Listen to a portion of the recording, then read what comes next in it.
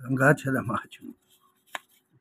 ఓ కర్త వీరార్జున, శివ పూజ గూర్చి శివ మహత్యమును గూర్చి వివరించెదను వినుము. మున్ను శ్రీరామచంద్రుడు రావణుని చంపుటకు సముద్రంపై వారధి కట్టబోవు శివలింగమును ప్రతిష్ఠించి శివుని ధ్యానించి వారధి దాటి రావణుని చంపెను.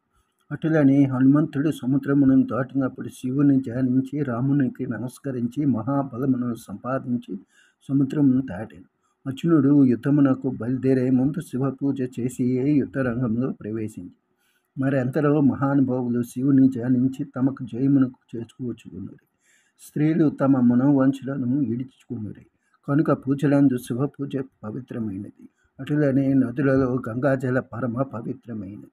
ఎటులనగా గంగాజలము విష్ణు పాదముల నుండి పుట్టినదనియు శివుని శిరస్సు నుండి ప్రవహించినట్టుదియు అయినందుననే సర్వ పాపకరమైనది. గంగాజలంలో స్నానమునకు అంత ప్రాముఖ్యం ఉన్నది. ఏ నీళ్లు గాని గంగా గంగా అని 3 పర్యాయములు అనుకుని శిరస్సున నీళ్లు చల్లుకునినచో అది గంగాజలముతో సమానమగును. గంగాజలము విష్ణుమూర్తి ప్రతిరూపము గనుక గంగాజలమును గూర్చి కర్త వీరార్జునునకు దత్తాత్రేయుడు వివరించింది.